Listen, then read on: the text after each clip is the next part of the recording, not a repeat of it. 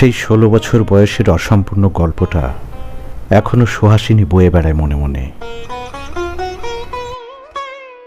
কিশোরী সুহাসিনী 16 বছর বয়সে ভালোবেসেছিল 21 বছরের এক অদেখা যুবককে। যুবকের সুন্দর হাতের লেখা প্রেমময় বাক্যের বিন্যাসে সুহাসিনীর মনেও জেগেছিল ঈষৎ প্রেম। যুবকের লেখা মাদকতাময় চিঠিগুলো হাতে পেলে বুকের ভেতর অদ্ভুত রকম কাঁপুনি তৈরি হতো সুহাসিনীর। সেই কিঞ্চিত জেগে ওঠা প্রেম আর বুকের ভেতরের ধুকপুক থেকেই সেও লিখেছিল লিপির প্রত্যুত্তর। পত্র বিনিময়ের মাধ্যমেই তারা বুঝে নিত একে অপরের অনুভূতি। একটা সময় তারা অনুভব করল এবার তাদের একে অপরের মুখোমুখি হওয়া প্রয়োজন। যুবকটি জানালো, যেদিন তুমি আমার সামনে আসবে নীল রঙের পোশাক পরে এসো। সুহাসিনী বলেছিল, নীল তো কষ্টের রং।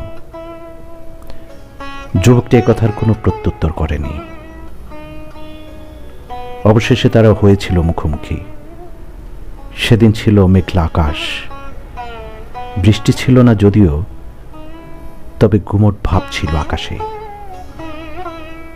কিন্তু সুহাসিনীর বুকের ভিতর কোনো কাঁপন সৃষ্টি হলো না সামনে দাঁড়িয়ে থাকা যুবকটিকে দেখে।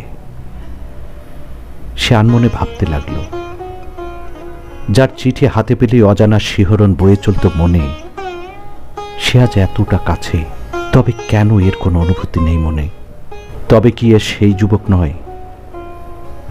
সুহাসিনী তার লেখা শেষ চিঠির কিছু অংশ বলতে বলল যুবকটিকে।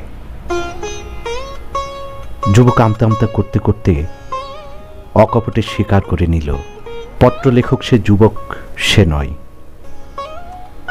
সে বলল, পত্রের সমাপ্তিতে যার নাম লেখা থাকত সে আমি, তবে পত্রগুলো আমার লেখা নয়। আমার হয়ে আমার বন্ধু লিখে দিত চিঠিগুলো। হঠাৎই দমকা হাওয়ায় সবকিছু ওলটপালট হয়ে গেল। বুকের ভেতরটাও ভেঙে চূর্ণ বিচূর্ণ হয়ে গেল। আকাশ ফুরে বৃষ্টি পড়তে লাগলো অঝরে, সাথে চোখ বেয়ে ঝর্ণার ধারা বয়ে চলল অবিরত। তখনই সুহাসিনী বুঝে নিয়েছিল অদেখা যুবক কেন তাকে নীল রঙের পোশাকে আসতে বলেছিল। অকস্মাৎ বুকের ভেতরটায় কাঁপুনি অনুভব করেছিল সুহাসিনী। অনুভবে সে বুঝতে পেরেছিল পত্রলেখক যুবকটি আশেপাশেই কোথাও রয়েছে, আড়াল থেকে সবই দেখছে। সেই থেকে সুহাসিনীর হাসিটা চিরতরে হারিয়ে গেছে, শুধুই দু চোখে ঝর্ণার জল বয়ে চলেছে আর অদেখা যুবককে বয়ে বেড়াচ্ছে মনে মনে।